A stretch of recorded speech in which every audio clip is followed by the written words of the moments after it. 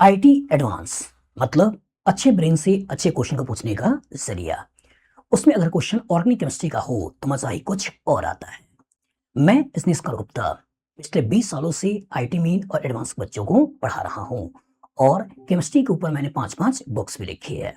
उसी में से एक बुक 10 का दम, mastering multi concept organic reaction, जिसके अंदर मैंने आईटी एडवांस के 2013 से लेकर 2026 तक के जो भी क्वेश्चन आए हैं उन्हीं को रेफरेंस लेते हुए हमने क्वेश्चन को फ्रेम किया है और उसमें एक से दूसरा, दूसरे तीसरा, तीसरे चौथा, इस तरीके से करते हुए 10-10 क्वेश्चन को बनाया है और इसलिए बुक का नाम ही है 10 का दम।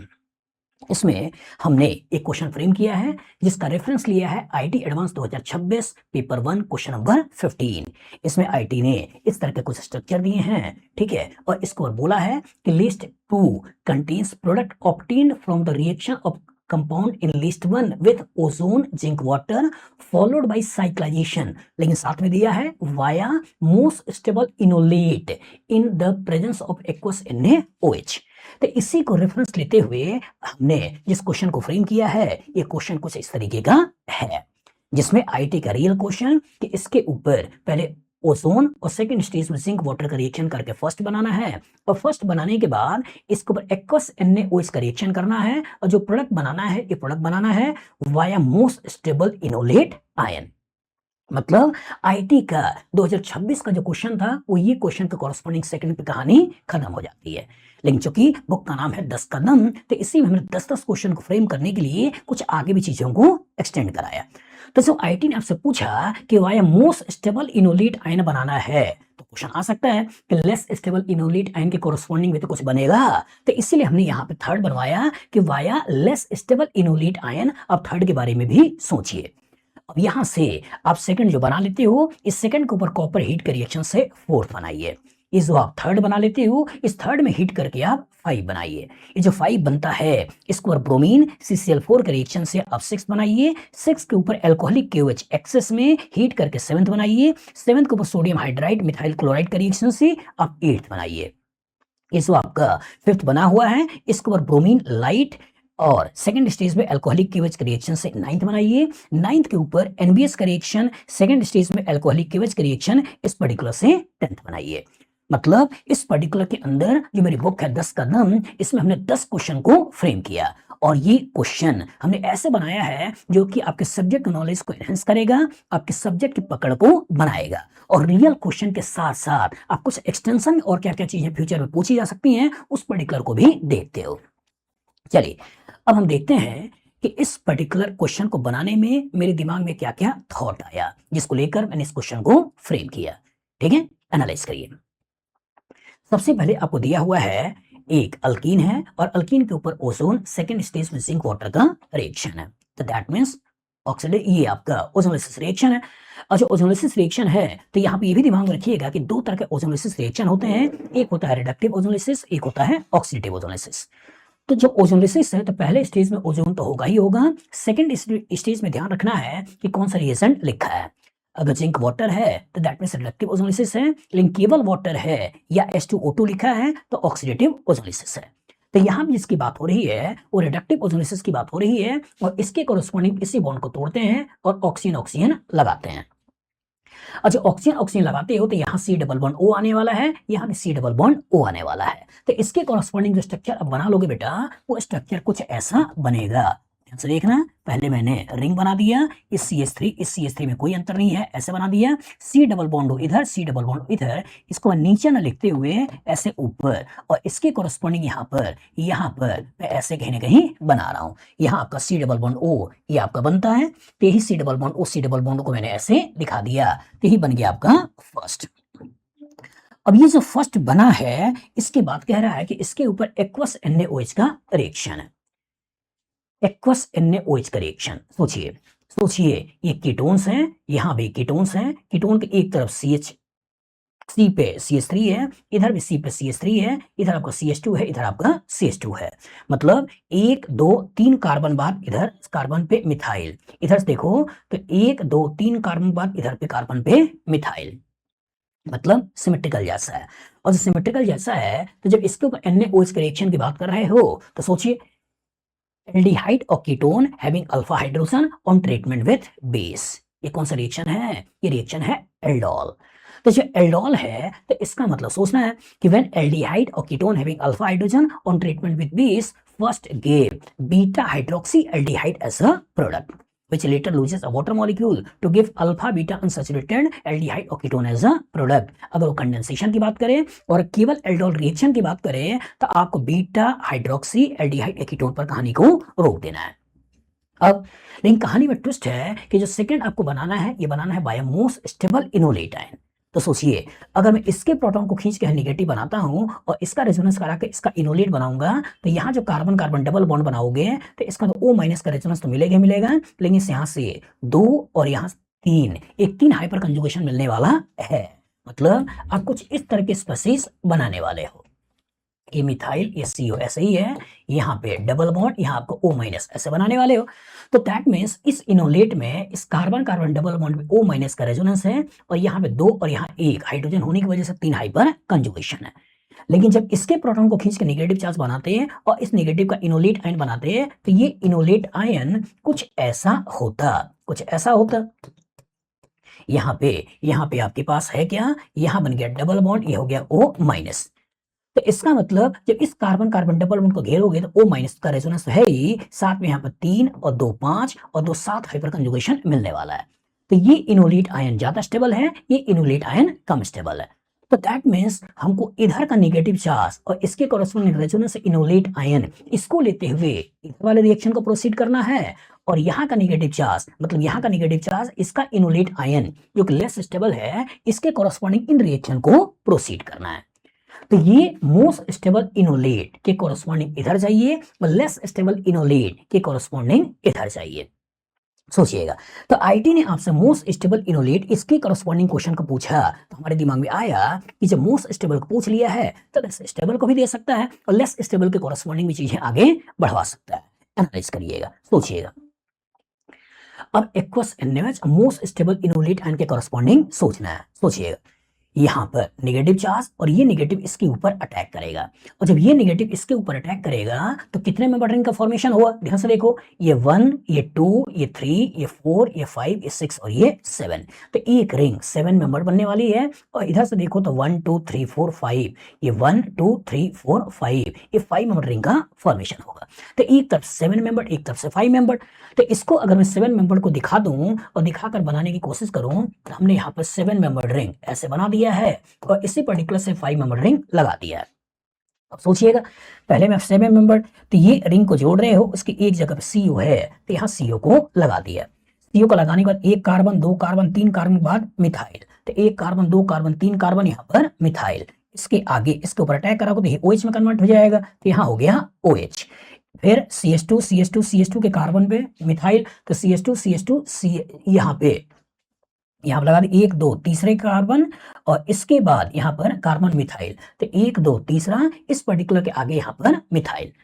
तो इसका मतलब इसको जब इसके साथ जोड़ोगे तो इसी कार्बन मिथाइल आएगा, इसी कार्बन पे मिथाइल है। फिर से देख लो यहाँ पे जब रिंग का फॉर्मेशन कर रहे हो तो इसका मतलब इस कार्बन को इस कार्बन से जोड़ाओगे तो यहाँ पे मिथाइल आएगा, यहाँ पे OH आएगा, तो यहाँ पे मिथाइल आ गया, यहाँ पर OH, यहाँ पे CO, फिर 1 2 3 बाद में मिथाइल, तो यहाँ CO 1 2 3 बाद में इस कार्बन पे मिथाइल। तो ये जो बन गया बेटा ये बन गया via most stable enolate ion, तो ही आपका कौन सा हो गया, सेकंड।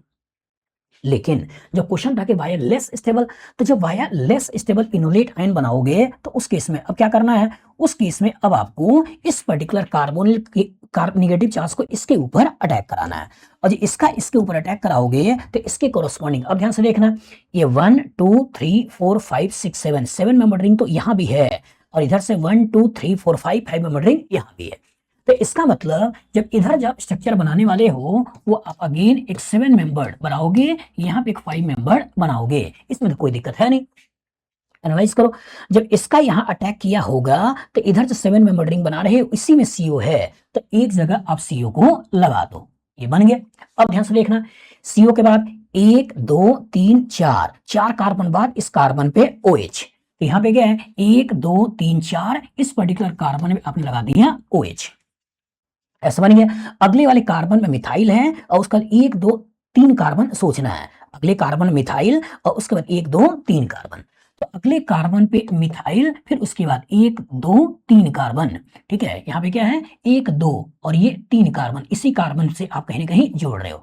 तो 1 2 इसी कार्बन से इस पर्टिकुलर कहीं ना कहीं जोड़ रहे हो, और सीओ के बगल वाले कार्बन इधर मिथाइल है, तो सीओ के बगल वाले कार्बन इधर पे मिथाइल है। यही बन गया थर्ड। फर्स्ट देख लो, जल्दबाजी नहीं करना, कि यहाँ पे जब इस निगेटिव को बनाया और इसके साथ जोड़ा और जब इसके साथ जोड़ा, तो इसका मतलब 1 2 3 4 5 6 7, एक 7 मेंबर रिंग इसी पर्टिकुलर पे मिथाइल OH, मिथाइल OH। और जो इधर से जोड़ रहे हो तो इसका मतलब कीटोन के बगल वाले कार्बन मिथाइल, कीटोन के बगल वाले कार्बन पे मिथाइल, और इसको जोड़ोगे तो इधर 5 मेंबर में एक मिथाइल, एक 5 मेंबर में एक उधर मिथाइल। तो इसका मतलब कि via most stable enolate ion अब इधर चले गए, और via less stable enolate ion आप इधर चले गए। तो ये तो आपने बना लिया सेकंड, और ये आपने बना लिया थर्ड।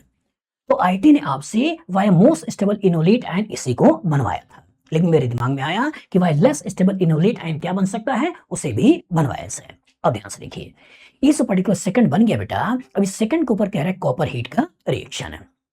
सोचिए, कहानी के अंदर कीटोन है, कहानी के अंदर अल्कोहल है, और कहानी में कॉपर हीट का रिएक्शन है। कॉपर हीट कहां पढ़ा है? कॉपर हीट पढ़ा है ऑक्सीडेशन में। किसके ऑक्सीडेशन में? अल्कोहल के ऑक्सीडेशन में। कि जब प्राइमरी अल्कोहल होता है तो कॉपर हीट के कॉरस्पॉन्डिंग एल्डिहाइड बनता है, सेकेंडरी अल्कोहल होता है उसके कॉरस्पॉन्डिंग कीटोन बनता है, लेकिन अगर टर्सरी अल्कोहल होता है तो उसके इसमें डिहाइड्रेशन का काम करता है, और डिहाइड्रेशन के कॉरस्पॉन्डिंग अल्कीन का फॉर्मेशन करता है। और जब एक से ज्यादा अल्कीन बनने की संभावना हो तो मोस्ट स्टेबल अल्कीन के ऊपर हमारा फोकस होना चाहिए। सोचिए, कॉपर हीट, तो ये टर्सरी है, तो ये टर्सरी है तो यहाँ पे प्रोटॉन है नहीं, तो यहाँ डबल बॉन्ड बना नहीं सकते हो। आप यहाँ का H निकाल के एक डबल बॉन्ड यहाँ बना सकते हो, और यहाँ का H निकाल के एक डबल बॉन्ड यहाँ बना सकते हो। जब यहाँ पे आप डबल बॉन्ड बनाओगे तो इसका मतलब 2 और 3 5 हाइपर कंजुगेशन, इधर से आपका 2 7 हाइपर कंजुगेशन मिलने वाले हैं। मतलब जब यहाँ डबल बॉन्ड होगा तो 3 2 5 और 2 7 हाइपर कंजुगेशन होगा, लेकिन जब डबल बॉन्ड यहाँ होगा तो इसका 2 होगा और इसके कॉरस्पॉन्डिंग एक 3 हाइपर कंजुगेशन मिलने वाला है। दैट मीन्स जब यहाँ का H निकाल कर डबल बॉन्ड बनाएंगे तो ज्यादा स्टेबिलिटी मिलने वाली है, तो इसलिए इस पर्टिकुलर पोजीशन में डबल बॉन्ड बनाइए। और इस पर्टिकुलर पोजीशन में डबल बॉन्ड बनाइए तो इसके कॉरस्पॉन्डिंग 7 मेंबर रिंग में कोई अंतर है नहीं, इससे पहले ही बना लीजिए। यहाँ 5 मेंबर रिंग में कोई अंतर है नहीं, इससे पहले बना लीजिए। मिथाइल मिथाइल की पोजीशन में कोई अंतर है नहीं, इससे बना लीजिए, और इसी पर्टिकुलर का डबल बॉन्ड लगा दीजिए। और जब डबल बॉन्ड लगा दोगे तो यही कहानी हो जाती है थर्ड। सोचिए, जल्दबाजी में बच्चा हो सकता है कि यहां डबल बॉन्ड बना दे, और डबल बॉन्ड बना के इसका रेजोनेंस के बारे में सोचे, लेकिन भाई यहां डबल बॉन्ड बनाने के लिए है H तो होना चाहिए, और जो H होगा तब तो OH निकाल के डबल बॉन्ड बनाओगे। लेकिन दिक्कत ये है कि यहाँ H है ही नहीं, यहाँ तो मिथाइल है, और जब यहाँ मिथाइल है तो इसका यहाँ डबल बॉन्ड का फॉर्मेशन नहीं करना है। बच्चे के दिमाग में हो सकता है कि सर यहाँ पे कार्बोकेटाइन बना लें, मिथाइल की शिफ्टिंग कर लें, नया कार्बोकेटाइन बना दें, क्या कुछ ऐसा सोचना है? नहीं, क्योंकि कहानी के अंदर सल्फ्यूरिक एसिड वगैरह नहीं है। मतलब इसके इवन रिएक्शन के कॉरस्पॉन्डिंग नहीं जाना है कि वाटर को निकालो, कार्बोकेटाइन बनाओ, फिर मिथाइल की शिफ्टिंग कराओ। आपको एक स्टेज में ही रिएक्शन करने हैं, या तो डबल बॉन्ड यहाँ निकाल बनाना है इस H को निकाल के, या तो डबल बॉन्ड यहाँ बनाना है इस H को निकाल के, या तो ये डबल बॉन्ड या तो ये डबल बॉन्ड। और चूंकि यहाँ पे स्टेबिलिटी ज्यादा है इस टाइप को यही वाला बनाना है। तो ये जो बन गया बेटा, ये जो आपका हो गया फोर्थ, ये हो गया फोर्थ, क्योंकि थर्ड आपने उधर बना रखा है। अब उधर चलते हैं, और जब उधर चलते हैं तो इधर की कहानी में क्या है, यहाँ H है, और जब इधर की कहानी में H है तो जब यहाँ हीट करोगे तो इसका H इसका OH निकलकर अब यहाँ डबल बॉन्ड बनेगा। तो यही डिफरेंस दिखाने की कोशिश किया है कि जब यहाँ पे आपका CH3 लगा हुआ है तो डबल बॉन्ड यहाँ नहीं बना सकते हो, लेकिन जब यहाँ पे H है CH3 नहीं है तो इसका H और इसका OH निकालकर यहाँ डबल बॉन्ड बना सकते हो। तो इसका मतलब अगर ये 0 alpha beta beta hydroxy ketone है और अगर इसको हीट कर रहे हो तो वाया इवन CB रिएक्शन कि सबसे पहले यहाँ का नेगेटिव चार्ज बनेगा, फिर OH निकलेगा और डबल बॉन्ड का फॉर्मेशन होगा। और जब डबल बॉन्ड का फॉर्मेशन होगा तो उसके कोरस्पॉन्डिंग जब आप फिफ्थ को बनाओगे, इस कीटोन में कोई अंतर नहीं है, मिथाइल की पोजीशन में कोई अंतर नहीं है, यहाँ बन गया डबल बॉन्ड और यहाँ हो गया मिथाइल। ये जो बन गया आपका बेटा ये हो गया फिफ्थ। सोचिए, और जो फिफ्थ आपने बना लिया है, इस फिफ्थ के ऊपर कह रहा है कि ब्रोमीन CCl4 का रिएक्शन है। सोचिएगा सोचिएगा, कहानी के अंदर कीटोन है, कहानी के अंदर अल्कीन है, कहानी के अंदर ब्रोमीन CCl4 का रिएक्शन है, मतलब ब्रोमिनेशन रिएक्शन है। तो ब्रोमिनेशन रिएक्शन कहां कराएं, कार्बोनिल पे कराएं या अल्कीन पे कराएं? तो ब्रोमीन का रिएक्शन कहां कराना है, अल्कीन पे। एक इलेक्ट्रोफिलिक एडिशन रिएक्शन करना है और इसी इलेक्ट्रोफिलिक एडिशन रिएक्शन के कॉरस्पॉन्डिंग BR लगा देना है। हमने याद करिए आपको पढ़ाया होगा कि अल्कीन के ऊपर इलेक्ट्रोफिलिक एडिशन रिएक्शन में 7 कॉमन रिएक्शन। जब इलेक्ट्रोफाइल के पास लोन पेयर नहीं होता है HX वाटर अल्कोहल, जो इलेक्ट्रोफाइल के पास लोन पेयर होता है हेलोजिनेशन, अलग अलग हेलोजिनेशन NOx HOX। तो ये हेलोजिनेशन ही तो है, और जो हेलोजिनेशन है तो इसी डबल बॉन्ड के ऊपर हेलोजन को जोड़ोगे, और हेलोजन को जोड़ते हुए तो इसका मतलब इस कीटोन में कोई अंतर नहीं है, मिथाइल की पोजीशन में कोई अंतर नहीं है। एक Br आपको इधर लगा देना है, एक Br आपको इधर लगा देना है, और इसके कोरस्पॉन्डिंग आपको बना देना है ये 6th।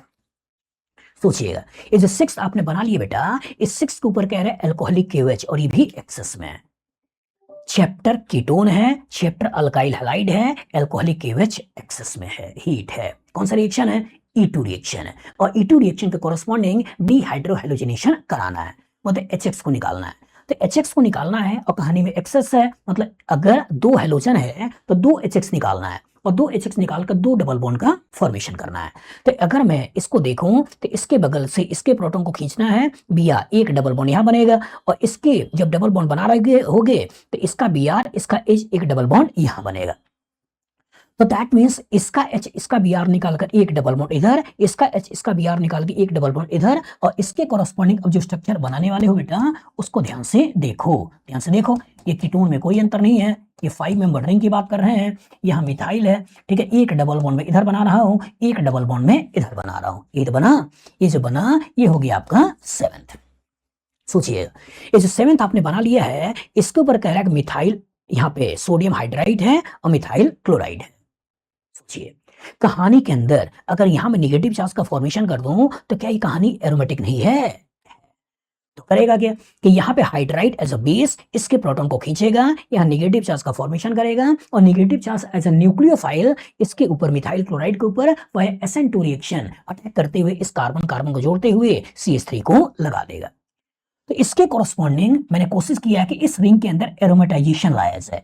इस रिंग के अंदर एरोमेटाइजेशन लाने के लिए हाइड्राइड एज अ बेस इसके प्रोटॉन को खींच कर नेगेटिव चार्ज बनाएगा, कंपाउंड एरोमेटिक हो चुका है, लेकिन न्यूक्लियोफाइल का जनरेशन भी हुआ है। वो न्यूक्लियोफाइल मिथाइल क्लोराइड के ऊपर अटैक करेगा, और मिथाइल क्लोराइड के ऊपर अटैक करके यहाँ पे मिथाइल ग्रुप को लगाएगा। कीटोन में कोई अंतर नहीं है, मिथाइल में कोई अंतर नहीं है। मिथाइल की पोजीशन थोड़ी सी इसकी जगह आपको कहाँ लगाना है? यहाँ पे इस मिथाइल को यहाँ था ही, एक मिथाइल यहाँ पर चला है। तो इसका मतलब कि यहाँ का प्रोटॉन खींचोगे क्योंकि ये नेगेटिव चार्ज एरोमेटिक बनेगा, तो बेस इसके प्रोटॉन को खींच के नेगेटिव बनाया, वो इस मिथाइल के ऊपर अटैक करके मिथाइल को लगा दिया। तो एक मिथाइल ये वाला पहले से था, एक यहाँ पर मिथाइल ऐड करते हुए ये आपने बना दिया, यही आपका कौन सा हो गया? 8th। इधर आइए, तो इधर वाले केस में ये जो आपने 5th बना रखा है बेटा, इस 5th के ऊपर कह रहे हैं कि ब्रोमीन लाइट का रिएक्शन है। कहानी के अंदर सोचिए कीटोन्स हैं, कहानी के अंदर अल्कीन है, कहानी के अंदर कार्बन हाइड्रोजन वाले अल्कीन वाला पार्ट है, ब्रोमीन लाइट का रिएक्शन है। और जो ब्रोमीन लाइट का रिएक्शन है तो अल्कीन का रिएक्शन है। तो अल्कीन वो जिसके प्रोटॉन को खींचने के बाद जो फ्री रेडिकल बनाओ उसकी स्टेबिलिटी हाईएस्ट हो, मतलब कि जो एक से ज्यादा केमिकली डिफरेंट पोजीशन पॉसिबल है तो हमको उस प्रोटॉन को खींचना है, ये H फ्री रेडिकल को खींचकर H रेडिकल या फ्री रेडिकल बनाना है जहां स्टेबिलिटी हाईएस्ट हो। तो जहां से स्टेबिलिटी हाईएस्ट हो तो यहाँ टर्सरी और साथ साथ CO का रेजोनेंस भी है, यहाँ टर्सरी लेकिन कार्बन कार्बन डबल बॉन्ड का रेजोनेंस है। तो इसका मतलब क्या करोगे? यहाँ का टर्सरी फ्री रेडिकल का फॉर्मेशन करोगे और इसी के ऊपर Br को लगाओगे। लेकिन आगे क्या कह रहा है? Alcoholic KOH। तो आगे जो अल्कोहलिक KOH है तो इसका फिर से यहाँ से H और Br को निकाल के यहाँ डबल बॉन्ड का फॉर्मेशन, और यहाँ डबल बॉन्ड का फॉर्मेशन करोगे तो इसके कॉरस्पॉन्डिंग अब जो स्ट्रक्चर बनेगा वो स्ट्रक्चर इस 5 मेंबर रिंग में कोई अंतर नहीं है। यहाँ पे डबल बॉन्ड पहले से था, कीटोन पहले से था, ये मिथाइल पहले से था, ये मिथाइल पहले से था। अब यहीं पे पहले मैं Br ला रहा हूँ और फिर यहाँ पे डबल बॉन्ड का फॉर्मेशन कर रहा हूँ।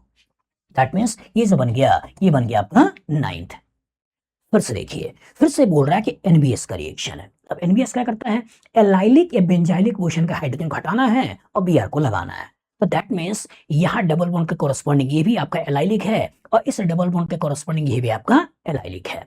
बस में आगे तो इसमें या इसमें कहीं भी एक जगह फ्री रेडिकल बना सकते हो। जब यहाँ का फ्री रेडिकल बनाओगे तो इसका मतलब इसका रेजोनेंस तो मिलेगा ही मिलेगा, लेकिन इसके बगल में इस CH3 का प्लस I भी मिलने वाला है। यहाँ अगर फ्री रेडिकल बनाते हो तो इसका रेजोनेंस तो मिलेगा ही मिलेगा, साथ में इस पर्टिकुलर का भी CH3 का इंडक्टिव इफेक्ट आपको मिलने वाला है। तो नियर अबाउट बराबर ही स्टेबिलिटी मिलने वाली है। अब कहीं भी Br को लगा दो, लेकिन अब ट्विस्ट क्या है कि फिर से अल्कोहलिक केवेच है, और जो फिर से अल्कोहलिक केवेच है तो यहाँ बी आर लगाते हो तो इसका एच बी आर को निकालकर डबल बॉन्ड, और यहाँ बी आर लगाते हो तो इसका एच बी आर को निकालकर डबल बॉन्ड। तो दैट मीन्स दोनों के कॉरस्पॉन्डिंग जो कंपाउंड बनाओगे बेटा वो कंपाउंड कुछ इस तरीके का बनने वाला है। ये डबल बॉन्ड ऐसे था वैसे ही रह जाएगा, इधर आपका ग्रुप जो मिथाइल था ऐसे ही बन जाएगा, एक डबल बॉन्ड यहाँ बना दिया, और जो डबल बॉन्ड यहाँ बना दिया तो ये जो स्ट्रक्चर बन गया बेटा, ये स्ट्रक्चर कौन सा हो गया? 10th। सोचिए, मतलब एक बार मैं क्या कर रहा हूं, इसके कॉरस्पॉन्डिंग इधर जाते हुए मैं इस रिंग के अंदर एरोमेटाइजेशन ला रहा हूं, और एक बार इधर जाते हुए इस रिंग के अंदर एरोमेटाइजेशन लाने की कोशिश कर रहा हूं। मतलब ये 7 मेंबर रिंग भी एरोमेटिक हो सकती है, वो इसके कॉरस्पॉन्डिंग दिखाने की कोशिश कर रहा हूं, और यहां अगर नेगेटिव बना दें तो 5 मेंबर रिंग भी एरोमेटिक हो सकती है, इसके कॉरस्पॉन्डिंग इधर जाने की कोशिश कर रहा हूं। मतलब इस एक क्वेश्चन के कोरस्पॉन्डिंग आईटी एडवांस ने जो क्वेश्चन पूछा है उसको तो मैंने कवर किया ही किया, साथ में कुछ एडिशनली चीज है, मतलब कुछ एडिशनली चीजें, मतलब टर्सरी अल्कोहल का कैसे ऑक्सीडेशन कराओगे उस पर्टिकुलर का। जब हाइड्रोजन यहाँ पे नहीं है तो किधर की तरफ जाना है, और अगर यहाँ हाइड्रोजन है तब किधर की तरफ जाना है। अगर मोस्ट स्टेबल इनोलेट आयन के कोरस्पॉन्डिंग पूछ रहे हैं तो लेस स्टेबल इनोलेट आयन के कोरस्पॉन्डिंग क्या हो सकता है, उस डिफरेंसेस को भी दिखाने की कोशिश किया है। साथ साथ कि अगर मैं इधर की तरफ एरोमेटाइजेशन लाने की कोशिश कर रहा हूं तो किधर की तरफ जाना है, और उधर की तरफ एरोमेटाइजेशन लाने की कोशिश कर रहा हूं तो किधर की तरफ जाना है। अल्केन चैप्टर में फ्री रेडिकल सब्स्टिट्यूशन कराने के लिए इस कॉन्सेप्ट का भी यूज कर सकते हो। अल्केन के ऊपर कार्बन हाइड्रोजन बॉन्ड को हटाना है, और एलाइली के बेंजाइली पोर्शन का हाइड्रोजन का हटाकर अगर बी आर लगाना है तो इस कॉन्सेप्ट को यूज करने की कोशिश किया है। एल्कोहलिक केवेज HBr को निकालना है तो भले ही बगल में कीटोन हो तब भी निकालना है, और बगल में कीटोन ना हो तब भी निकालना है।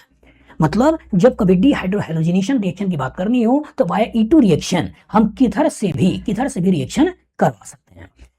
इसके कॉरस्पॉन्डिंग ये भी दिखाने की कोशिश किया है कि अगर कंपाउंड एरोमेटिक हो गया फिर भी वो न्यूक्लियोफाइल का काम कर सकता है, और न्यूक्लियोफाइल का काम करते हुए अल्काइल हैलाइड के ऊपर अटैक करा सकते हो। मतलब कार्बन के ऊपर अगर नेगेटिव चार्ज बन गया दैट मींस न्यूक्लियोफाइल बन गया, और जो न्यूक्लियोफाइल बन गया इसका मतलब न्यूक्लियोफिलिक सब्स्टिट्यूशन रिएक्शन कर सकता है। मतलब अगर अल्काइल हैलाइड चैप्टर मिला तो वह SN2 रिएक्शन और रिएक्शन आगे प्रोसीड करेगा ही करेगा। तो ये 10 का दम, इस 10 का दम में हमने कोशिश किया कि काफी सारे कॉन्सेप्ट को मिलाएं, और फ्यूचर में भी जो आईटी एडवांस में आ सकता है उसको भी दिखाएं अलोंग विद जो आईटी एडवांस में आया हुआ है। तो इस तरीके के और भी बहुत सारे क्वेश्चन की प्रैक्टिस के लिए आप मेरी बुक 10 का दम mastering multi concept organic reaction जो कि अमेजन पे अवेलेबल है, इसका QR कोड मैंने यहाँ पे दे रखा है, और लिंक भी डिस्क्रिप्शन बॉक्स में है। आप अमेजन पे जाइए, इस बुक को ऑर्डर करिए, बुक को मंगाइए, क्वेश्चन को लगाइए। ये 2013 से लेकर 2026, मतलब जब से आईटी एडवांस पेपर बनाना चालू कर रहा है और अब तक जितने पेपर बनाए हैं उनमें जितने भी ऑर्गेनिक केमिस्ट्री के क्वेश्चन आए हैं उन्हीं क्वेश्चन को रेफरेंस लेते हुए हमने एक से दूसरा, दूसरे तीसरे चौथे क्वेश्चन को जोड़ते हुए 10-10 क्वेश्चन को बनाया है। मतलब जो भी आपके सिलेबस में रहते हुए परम्यूटेशन कॉम्बिनेशन हो सकते हैं वो सारे परम्यूटेशन कॉम्बिनेशन आपको इस बुक के अंदर देखने को मिलेगा। मतलब ये वन एंड सफिशिएंट बुक है आपकी पूरी ऑर्गेनिक केमिस्ट्री के इंटर कन्वर्जन को समझने के लिए। और सबसे बड़ी बात, सिलेबस में रहते हुए कैसे चैप्टर की मिक्सिंग हो सकती है वो आपको इस बुक के अंदर देखने को मिलेगा। मैंने कोशिश किया है कि आउट ऑफ सिलेबस जाकर कुछ भी एक्स्ट्रा क्वेश्चन को डालने की कोशिश ना करूं। सिलेबस में रहते हुए बड़ी अच्छे से मिक्सिंग हो सकती है, उस मिक्सिंग को आपको यहां पे दिखाने की कोशिश है। अगर आप यहां तक आ चुके हो, वीडियो अच्छा लगा हो तो आप लाइक कर सकते हो, चैनल को सब्सक्राइब कर सकते हो, मुझे फॉलो कर सकते हो। और अगर आप ऑर्गेनिक केमिस्ट्री मुझसे पढ़ना चाहते हो तो आप चाहो तो मेरे नंबर 9122057123 इस पर्टिकुलर नंबर पे कॉल कर सकते हो, व्हाट्सएप कर सकते हो, अपनी क्लासेस को बुक कर सकते हो। मेरी कोशिश होगी कि आपको सही तरीके से सब्जेक्ट का नॉलेज दिया जाए, आपकी अंडरस्टैंडिंग बढ़ाई जाए, आपके कॉन्सेप्ट को निखारा जाए और आपकी आईटी की जर्नी में अपना कुछ योगदान दिया जा सके। Good luck, good day.